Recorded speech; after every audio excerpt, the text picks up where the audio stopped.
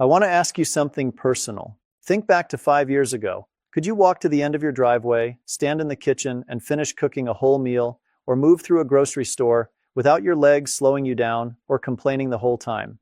Now think about today. For a lot of people watching this, something changed somewhere in between. The legs started feeling heavier, a little slower to warm up in the mornings, maybe some tingling or that cold, disconnected feeling that wasn't there before.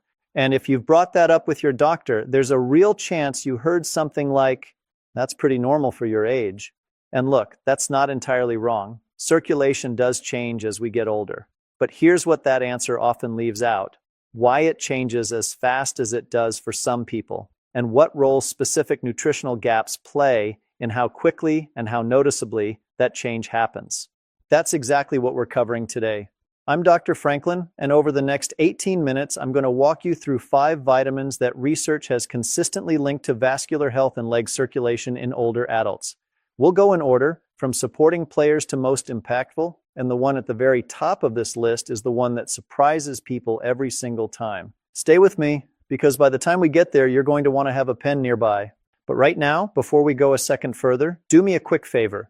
Drop a comment below and tell me your age and where you're watching from. I'll be referencing this as we go through the video, and it'll make everything much more personal and relevant. Before we get into the vitamins, I want to spend just a couple of minutes explaining what's actually happening inside your legs as you age, because once you understand the mechanism, everything else we cover today will click into place much faster. Your legs are working harder than almost any other part of your body when it comes to circulation. Blood has to travel all the way down from your heart, navigate through progressively smaller vessels, deliver oxygen and nutrients to your muscles and nerves, and then fight gravity to make the return trip back up. The vessels doing that work have an inner lining called the endothelium. Think of it like the smooth interior surface of a well-maintained pipe. When it's healthy, blood moves through cleanly and efficiently. When it becomes inflamed, stiffened, or gradually damaged over time, circulation becomes sluggish. Your muscles get less oxygen, your nerves get less support, and you feel it in every step. Over time, a few things work against that lining in older adults. Oxidative stress accumulates. Vessels lose some of their natural elasticity. The nerve signals that regulate blood vessel tone can weaken. And for many people, more than most realize, specific vitamin levels quietly drop, sometimes without dramatic symptoms in the early stages, sometimes for years before the effect becomes noticeable enough to connect the dots. That connection between specific nutritional gaps and declining leg circulation is well documented in the scientific literature. And yet it's something that often doesn't make it into a standard 15-minute clinic visit. That's the gap I want to fill today. Let's go through the 5 vitamins starting at number 5. Vitamin number 5, vitamin C, the foundation of vessel structure. Vitamin C tends to get reduced to immune support and cold prevention in most conversations. But for your blood vessels, it plays a role that goes much deeper than that.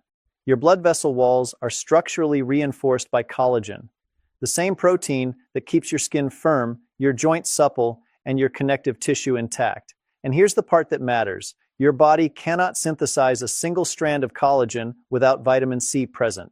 It's a non-negotiable biochemical step, not a suggestion.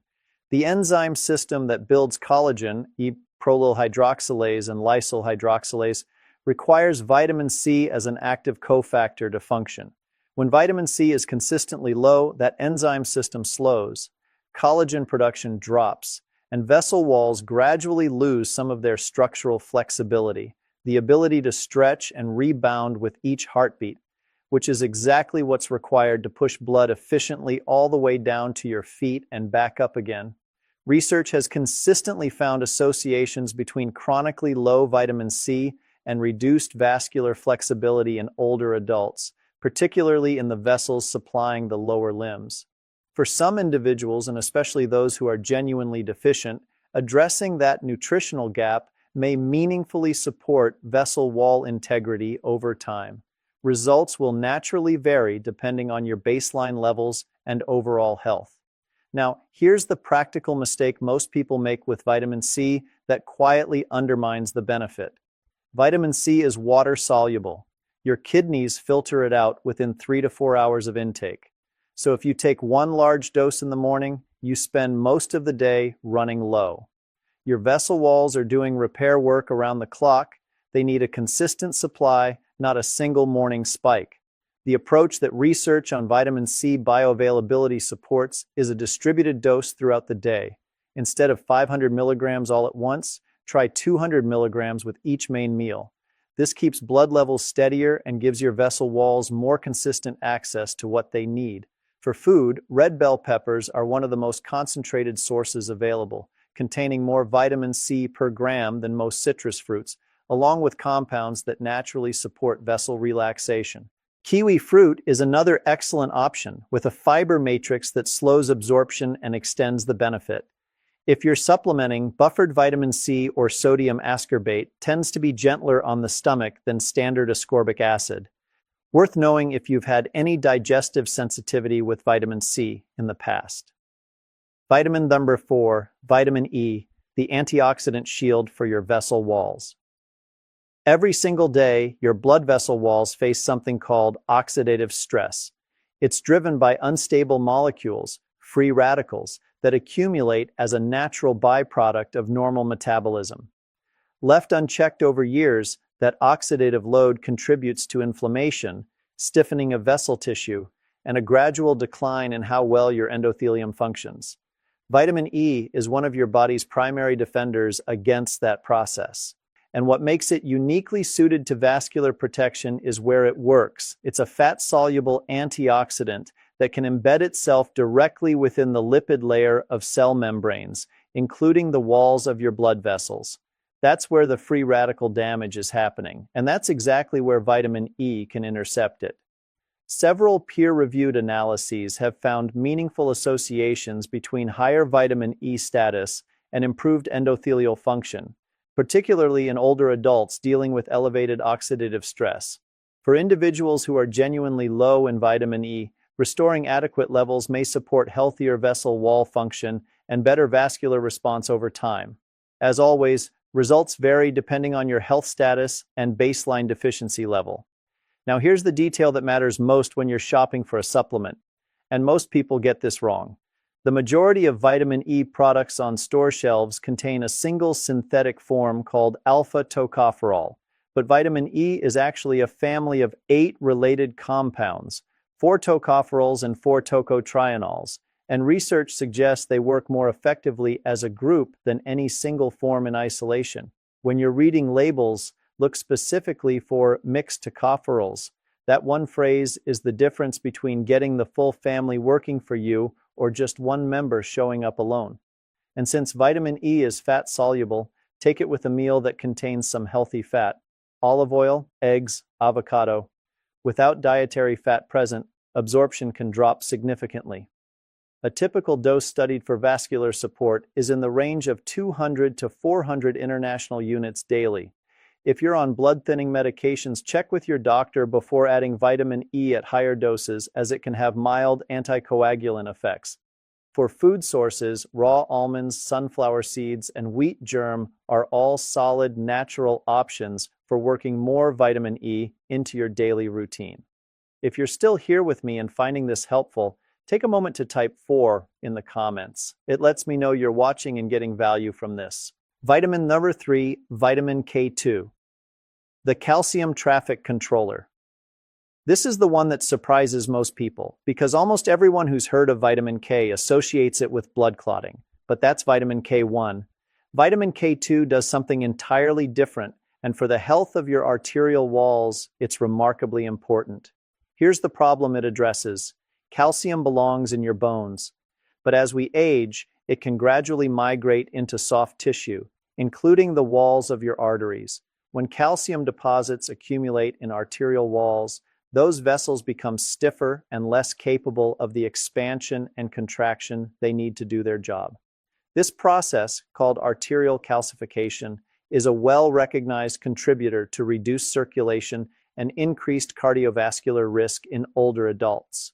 Vitamin K2 activates a protein called matrix GLA protein, MGP, which functions as a biological gatekeeper. When MGP is adequately activated by K2, It helps direct calcium toward bone and away from arterial tissue. When K2 is insufficient, MGP stays dormant, and calcium has a clearer path to places it has no business being. The evidence here is some of the strongest on this list. The landmark Rotterdam study, a large, decade-long population study published in the Journal of Nutrition, followed nearly 4,800 adults and found that the highest dietary K2 intake was associated with a 52% lower risk of severe arterial calcification compared to the lowest intake group. The same study found a 50% reduction in cardiovascular risk and a 57% reduction in coronary heart disease mortality. An important distinction, because those are three separate findings from the same study, not one number that applies to everything. The calcification finding specifically is the 52%. This is compelling data. And it's been replicated in follow-up research, including the Prospect EPIC study of 16,000 adults, which found similar associations between dietary K2 and cardiovascular outcomes. Now, modern diets are severely short on K2. Traditional food sources, grass-fed butter, organ meats, naturally fermented foods, have largely disappeared from most people's regular eating patterns. Unless you're regularly consuming natto, a fermented Japanese food that's genuinely an acquired taste, or certain aged cheeses, meaningful K2 from food alone is rare. For supplementation, look for MK7, the form with the longest active half-life in the body, around 72 hours compared to just a few hours for MK4. This means more sustained activity between doses. The range most studied for vascular benefit is 90 to 180 micrograms daily, taken with a meal containing fat. And hold on to this next point, because K2 and the next vitamin on our list are one of the most important nutritional pairings I know of for cardiovascular health. I'll explain why in just a moment. Before we continue, tell me your name and where you're watching from. I read every comment, and I'd love to know who I'm helping today. Vitamin N2, vitamin D3, the vascular activator. Vitamin D has become one of the most researched nutrients of the past 2 decades, and for good reason. It influences nearly every system in the body, but its role in vascular health and leg circulation specifically is something that still doesn't get enough attention in everyday health conversations. Here's the mechanism that matters. Your blood vessel walls contain vitamin D receptors distributed throughout their structure. When those receptors are adequately stimulated by D3, they help trigger the production and release of nitric oxide, a molecule that signals vessel walls to relax and dilate, allowing blood to flow more freely. In practical terms, sufficient D3 helps keep the vascular pathway to your legs more open and responsive. For individuals who are deficient, this signaling pathway may become less active, contributing to vessels that stay more constricted than they should be. Observational data from the Framingham Heart Study cohort has found meaningful associations between lower vitamin D levels and markers of vascular stiffness in older adults. These are associations in population data, and it's important to say that clinical trials on D3 supplementation have shown mixed results, meaning the benefit appears to be most significant in people who are correcting an actual deficiency, rather than supplementing on top of already sufficient levels. That framing is important. The goal isn't to take as much D3 as possible. The goal is to make sure you're not running low, which if you're over 60 is a very real possibility. Here's why. Your skin's ability to produce vitamin D from sun exposure decreases significantly with age. Research estimates that adults over 70 can produce roughly 60 to 75% less vitamin D from the same sun exposure as a younger adult. Combined with the fact that dietary sources of D3 are limited, primarily fatty fish, egg yolks, and fortified foods, this creates conditions where deficiency is genuinely common in older populations, even in people who spend time outdoors regularly. This is also why D3 and K2 must be taken together, and I promised I'd explain this. Vitamin D3 increases your body's absorption of calcium from food. That's beneficial for bone health. But without adequate K2 to escort that absorbed calcium into your bones and away from your arterial walls, you could inadvertently contribute to the calcification problem we discussed in the last section. D3 increases calcium availability. K2 directs it where it belongs. They are designed to work as a pair. The protocol most commonly used in research, 2,000 to 5,000 international units of D3 taken together with 90 to 180 micrograms of K2-MK7, with a meal containing healthy fat. Your specific D3 dose should ideally be informed by a 25-hydroxyvitamin D blood test because individual needs vary considerably based on your starting levels, sun exposure, body composition, and health status. Wild-caught fatty fish, salmon, sardines, mackerel, are the gold standard food sources, providing both D3 and omega-3 fatty acids that support its vascular effects.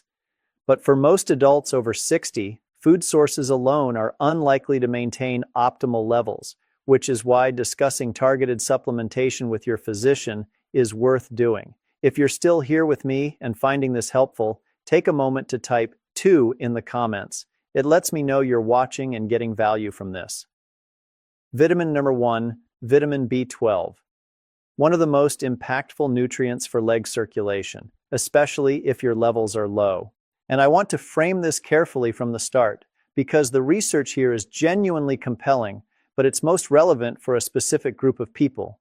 The problem is, that group is far larger than most people realize, and most of them have no idea they're in it. Estimates from peer-reviewed research suggest that anywhere from 10% to 40% of adults over 60 have suboptimal B12 levels.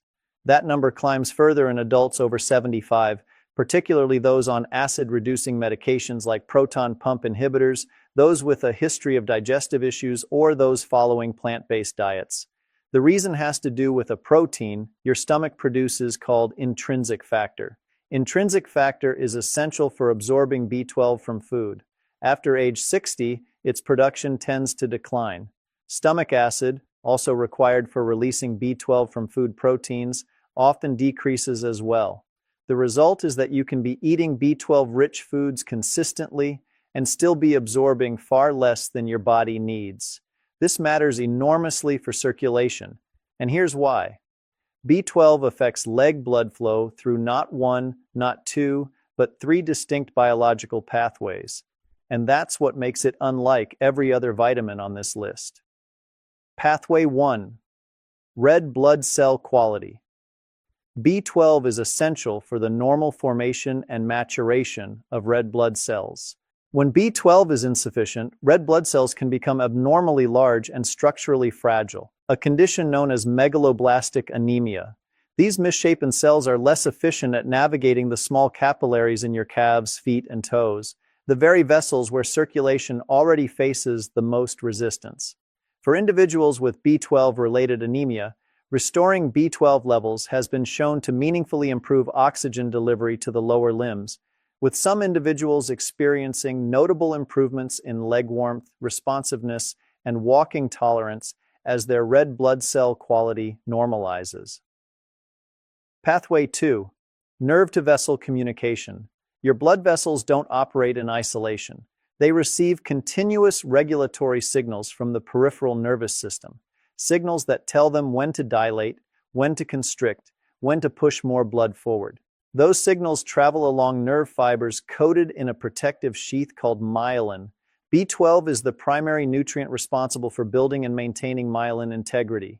When B12 is chronically low, that protective coating gradually degrades. Signal transmission slows. Your blood vessels become less responsive to the regulatory instructions your nervous system is trying to send. This also explains why B12 deficiency and peripheral neuropathy so often appear together. The numbness, tingling, and burning sensations that many people over 60 attribute to normal aging, particularly in the feet and lower legs, are sometimes a direct neurological sign of long-standing B12 insufficiency. In some individuals, addressing that deficiency leads to meaningful improvement in those symptoms over time, though results are more pronounced when deficiency has been present for a shorter period and nerve involvement hasn't progressed significantly. Pathway 3. Homocysteine control. Homocysteine is an amino acid that, when elevated, is directly damaging to the endothelium, that inner lining of your blood vessel walls we discussed at the very start of this video. Elevated homocysteine is associated with inflammation, increased tendency toward clotting, and accelerated vessel wall damage over time. B12, together with folate and B6, is one of the key nutrients involved in converting homocysteine into safer byproducts. A study published in Circulation found that supplementation with B vitamins, including B12, led to significant improvements in flow-mediated dilatation, a standard measure of vascular endothelial function, alongside meaningful reductions in plasma homocysteine concentrations.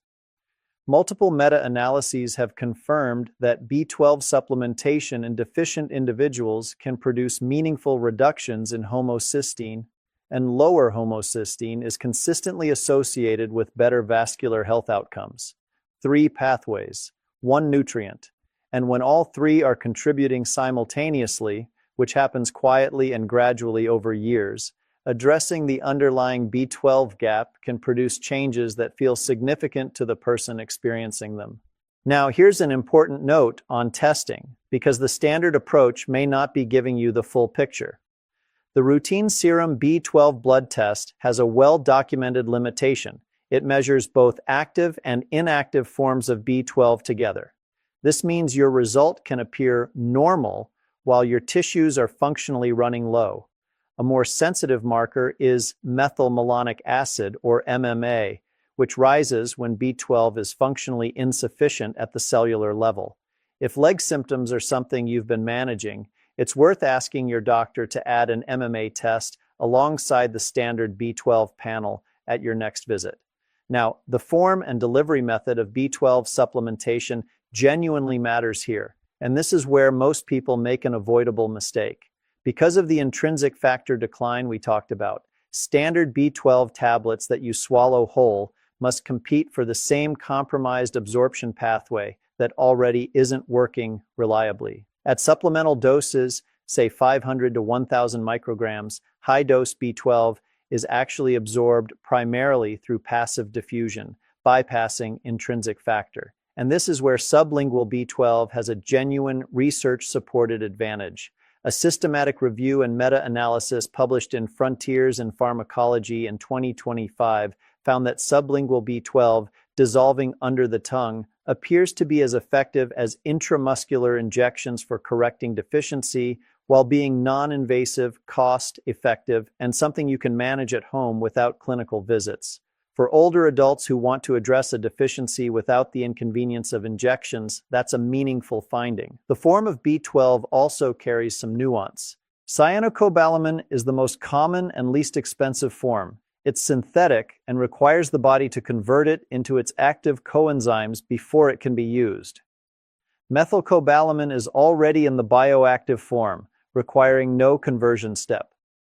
While both forms have been shown to effectively correct deficiency in clinical studies, many practitioners prefer methylcobalamin for older adults, particularly for neurological support. For sublingual use, allow the tablet or lozenge to dissolve fully under the tongue. Don't swallow it early. The full dissolution time, typically 1 to 2 minutes, maximizes the absorption through the mucosal tissue. For individuals who discover they are genuinely deficient and begin consistent supplementation, a general timeline based on the clinical literature looks something like this. Within the first 2 to 3 weeks, many report their legs feeling warmer and more responsive. By 4 to 6 weeks, tingling and numbness that some had attributed to normal aging may begin to ease, particularly in those with earlier stage nerve involvement. By 3 months, walking tolerance and leg stamina often show meaningful improvement in those who were significantly deficient to begin with. These are real, documented patterns. They're not universal. Individual results vary based on how long deficiency has been present, overall health, and how well it's addressed, but they represent what's genuinely possible when a meaningful nutritional gap gets properly corrected. And that's why B12 sits at number 1. Let me bring this full picture into focus before we close.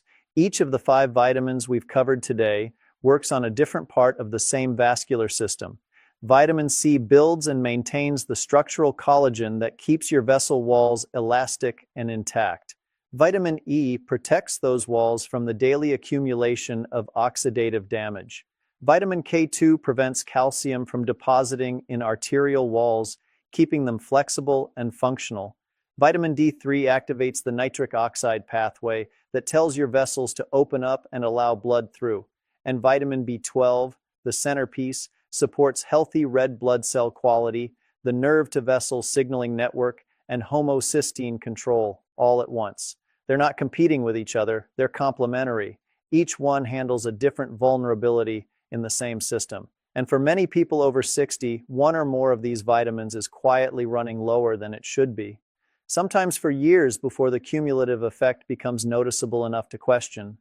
The encouraging part is this: nutritional gaps, unlike many other aspects of aging, are something genuinely addressable, especially when you identify them early, approach them with the right information, and work with a physician who can test your actual levels rather than guessing.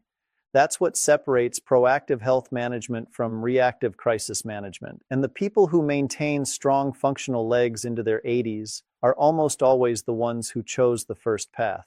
Here's my practical challenge for you before you close this video.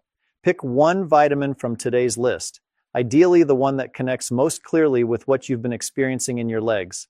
Then take one concrete step. Either research it further or bring it up at your next doctor's visit and ask to have your levels checked. If B12 resonated with you, ask specifically for a serum B12 and a methylmalonic acid test.